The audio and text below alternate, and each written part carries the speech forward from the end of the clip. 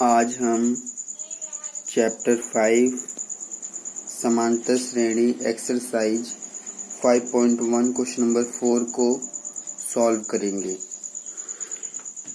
Question number 4 में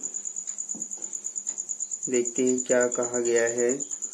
निम्नलिखित में से कौन कौन एपी है? यदि कोई एपी है तो इसका सारवांतर ज्ञात कीजिए और इसके 3 पद लिखिए। तो पहले तो हम ये पता लगाएंगे कि जो भी सूची हमें दी हुई है वो एक एपी है या नहीं। अगर एपी नहीं है फिर तो कोई बात नहीं है, लेकिन अगर एपी है तो हम उसका सारवांतर ज्ञात करेंगे और उसके 3 पद और लिखेंगे। तो यही हमें क्वेश्चन में करना है। तो चलिए इसको सॉल्व करते हैं। जब हम क्वेश्चन नंबर 4 का फर्स्ट पॉइंट लेंगे तो इसमें हमें जो सूची दिया हुआ है वो दिया है 2, 4, 8 और 16। तो जब इसको हल किया जाएगा और यहाँ पर ये पता लगाने के लिए कि ये सूची समांतर श्रेणी है या नहीं, हम 3 स्थितियों में सारवांतर को ज्ञात करेंगे। पहला रहेगा A2 माइनस A1। तो A2 यहाँ पर दूसरा पद यानी कि 4 माइनस A1 यानी कि पहला पद यानी कि 2 और घटा देंगे तो 2 आ जाएगा। इसी प्रकार से हम दूसरी स्थिति में A3 माइनस A2 करके चेक करेंगे, यानी कि तीसरा पद 8 यहाँ से ले रहे हैं और दूसरा पद 4 घटाएंगे, तब हमें 8 में से 4 घटा देंगे तो 4 आ जाएगा। तो ये जो हमारा 4 आया है, आप देखेंगे कि पहली बार में जो सारवांतर आया वो 2 आया, दूसरी बार में 4 आया। तो ये दोनों अलग अलग आ गया, तो इसका मतलब ये बराबर नहीं है और आना चाहिए बराबर। तो इसका मतलब आप कह सकते हैं कि ये जो सूची है ये एपी नहीं है। तो आप यहाँ पर लिखेंगे चूंकि A2 माइनस A1 बराबर नहीं है A3 माइनस A2 के, ये दोनों बराबर नहीं है, अतः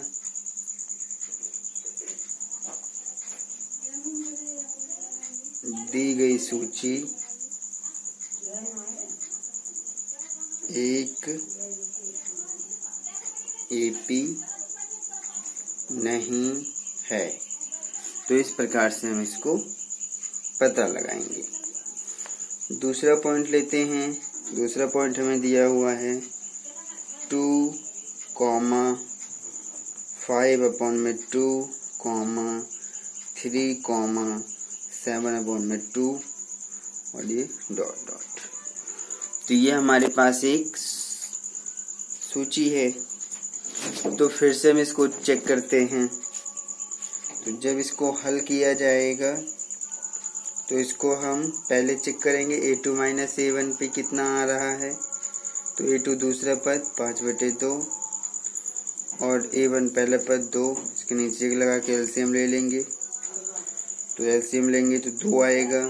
2 को 2 से भाग करेंगे 1, 1 की गुणा 5 में करेंगे 5, माइनस 2 को 1 से भाग करेंगे 2,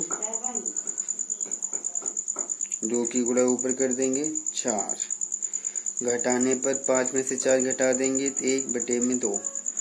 तो ये हमारा 1/2 आ गया। अब इसी प्रकार से हम A3 माइनस A2 चेक करेंगे। तो जब A3 माइनस A2 चेक करेंगे तो तीसरा पद 3 है, दूसरा पद 5/2 है। यहाँ पर भी एलसीएम लेंगे।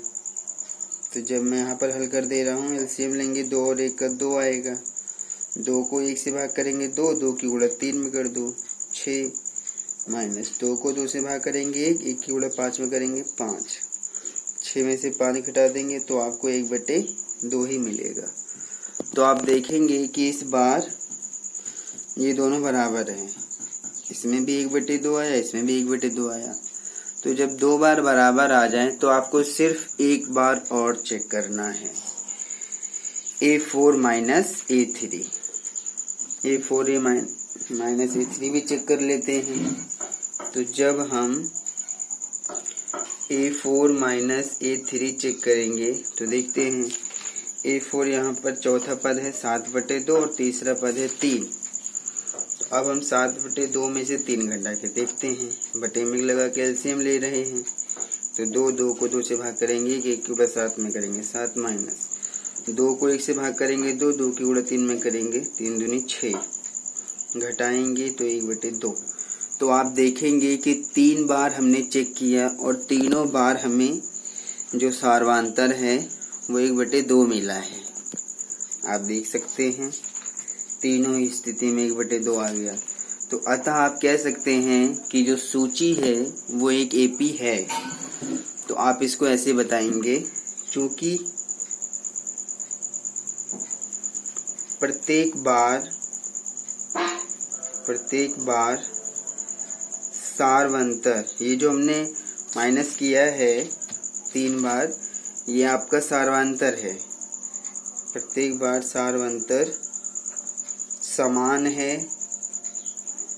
या आप कह सकते हैं बराबर है। अतः दी गई संख्याओं की सूची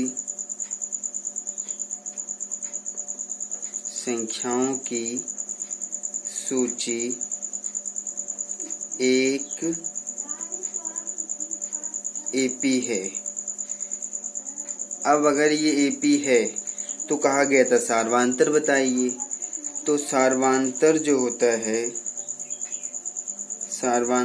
होता है वो डी होता है। तो सार्वांतर कितना है जो हमने घटाया है, यानी कि तीन स्थितियों में जब हमने इसको अलग अलग घटाया है तो हमें 1/2 मिला है, यही इसका सार्वांतर है।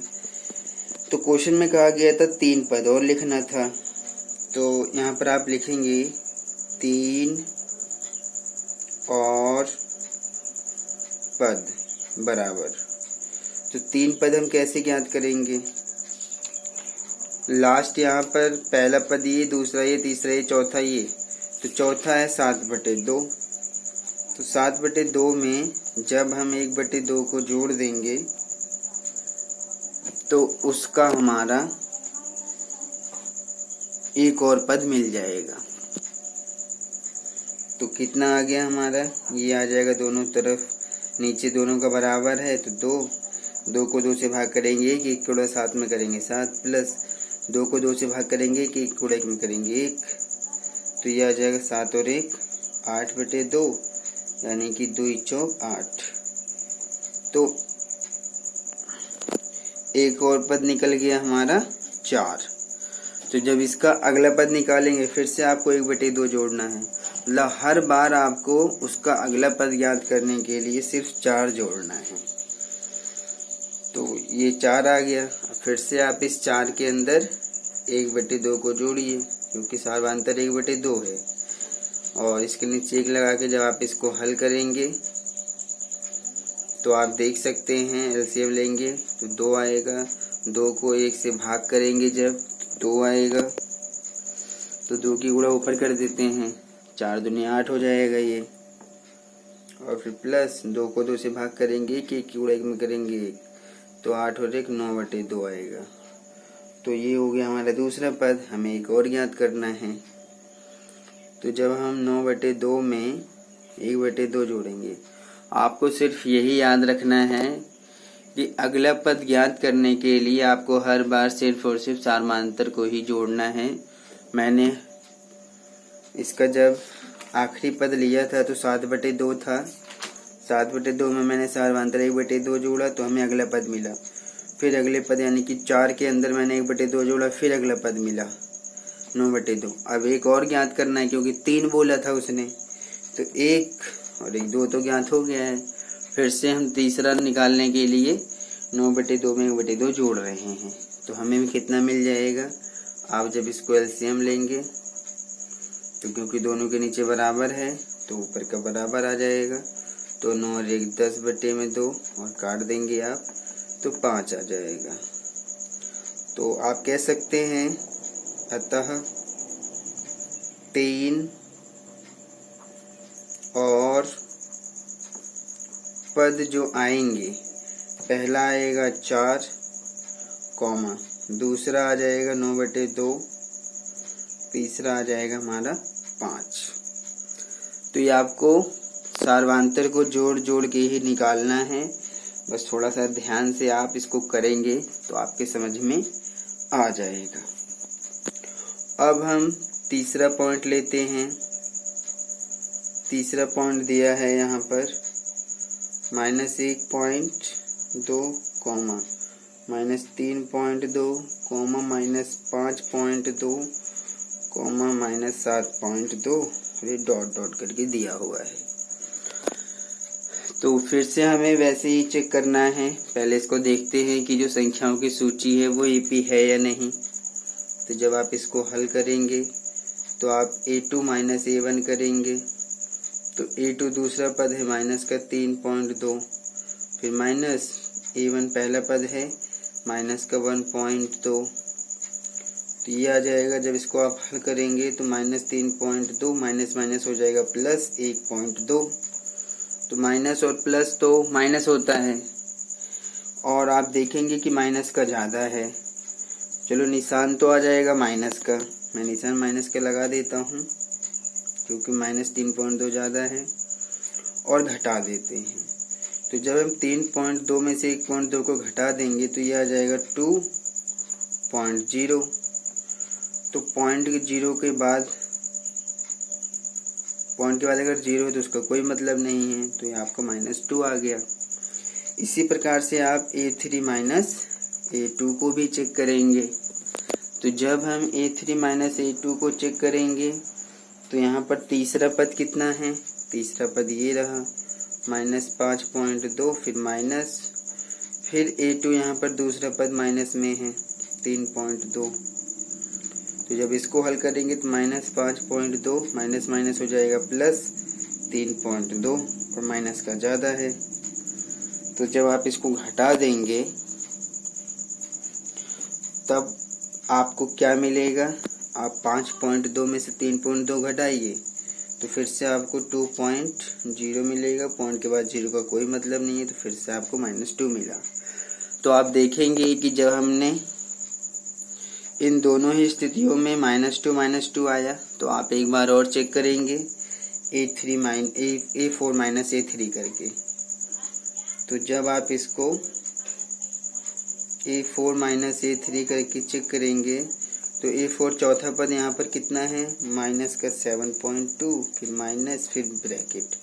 तीसरा पद यहाँ पर कितना है -5.2। तो ये आ जाएगा -7.2, माइनस माइनस हो जाएगा +5.2 और माइनस का है ज़्यादा। तो अगर हम 7.2 में से 5.2 को घटा देंगे फिर से आपको 2.0 ही मिलेगा और 2.0 का मतलब पॉइंट के बाद 0 का कोई मतलब नहीं, तो फिर से आपको -2 मिला। तो आप देखेंगे कि ये तीनों ही स्थितियों में -2 -2 -2 आ गया बराबर है। तो आप कह सकते हैं कि जो संख्याओं की सूची है वो एक AP है। तो आप लिख सकते हैं कि अतः दी गई संख्याओं की सूची एक AP है। अब इसका सारवंतर बताइए। और सारवंतर यानी कि D कितना आएगा, हमने इसको जो माइनस किया है यानी कि -2 यहाँ पर सारवांतर है। अब अगर हमारे पास ये सारवांतर है तो इसके 3 पद और लिखना है। तो जब आप 3 पद और लिखेंगे फिर आपको जोड़ना पड़ेगा 3 पद और 3 पद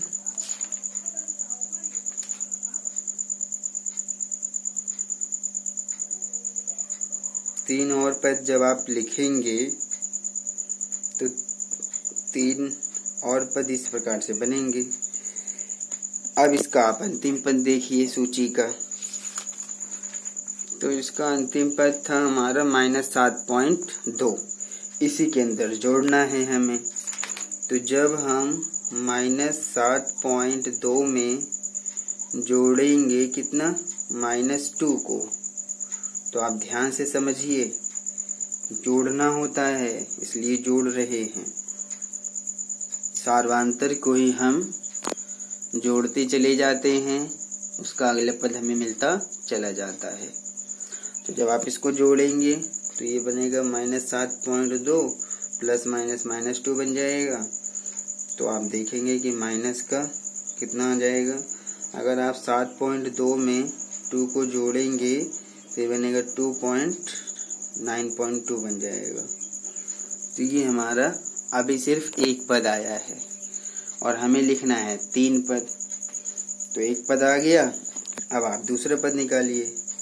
तो जब आप दूसरा पद निकालेंगे तो फिर से 9.2 में इसी में ही हमें जोड़ना है किसको, -2 को।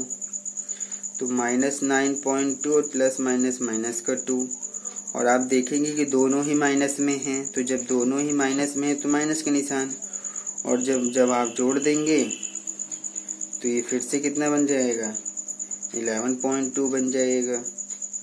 और फिर जब इसका अगला पद लिखेंगे आप तो -11.2 में फिर से जोड़ना पड़ेगा -2 को। तो ये आएगा -11.2 प्लस -2।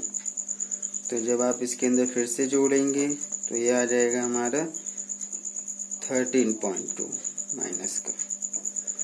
तो अब आपने यहाँ पर जब 3 और पद में पहला पद देखा तो आपको ये मिला, फिर दूसरा ये मिला, तीसरा ये मिला। तो आप कह सकते हैं कि अतः 3 और पद बराबर, पहला मिला है -9.2, दूसरा मिला है -11.2, तीसरा मिला है -13.2। आप क्वेश्चन में सिर्फ 3 ही पद कहा है इसलिए हम इसको 3 ज्ञात कर रहे हैं। आप 4, 5, 6 जितनी ज़रूरत है क्वेश्चन के हिसाब से आप निकाल सकते हैं। बस आपको हर बार सिर्फ सार्वांतर को ही जोड़ना है। आप देखेंगे कि मैंने -2 को ही जोड़ा है हर अगला पद निकालने के लिए। यही प्रोसेस आपको हर क्वेश्चन में प्रयोग करना है। तो अब इसका 4th पॉइंट देखते हैं। 4th पॉइंट में हमें दिया हुआ है -10, -6,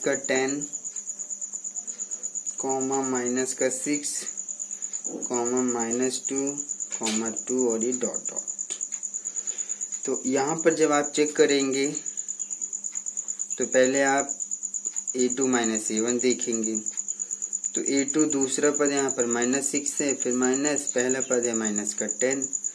तो ये आएगा -6 माइनस प्लस का 10, घटा देंगे तो आपको यहाँ पर 4 मिलेगा। इसी प्रकार से जब आप a3 - a2 देखेंगे तो तीसरा पद तो यहाँ पर है -2, फिर माइनस, फिर a2 यहाँ पर -6 है। तो -2 माइनस प्लस 6 और घटा देंगे तो 4 आएगा। तो 2 बार तो बराबर आ गया। तो अगर 2 बार बराबर आ गया तो आपको तीसरी बार भी चेक करना है। तो जब तीसरी बार चेक करेंगे तो a4 - a3, तो a4 चौथा पद यहाँ पर कितना है, 2 है, फिर -a3 तीसरा पद कितना है, -2 है। तो 2 माइनस प्लस का 2 यानी कि 4। तो आपको तीनों बार बराबर मिल गया। तो इसका मतलब ये भी संख्याओं की सूची AP है। तो आप लिखेंगे कि अतः दी गई संख्याओं की सूची एक AP है। यहाँ पर हमने जो पहले शुरू में लिखा था कि प्रत्येक बार सार्वांतर समान या बराबर है, शायद मैं 3rd पॉइंट में लिखना ये भूल गया हूँ। आप इसको प्लीज़ कृपया करके लिख लीजिएगा। जैसे कि सिर्फ इस लाइन को लिखना था, चूंकि प्रत्येक बार सार्वंतर बराबर है, अतः दी गई संख्याओं की सूची एक एपी है। मैं यहाँ पर लिख दे रहा हूँ अतः, या फिर आप पहले लिखेंगे चूंकि प्रत्येक बार सार्वंतर बराबर है, अतः दी गई संख्याओं की सूची एक एपी है।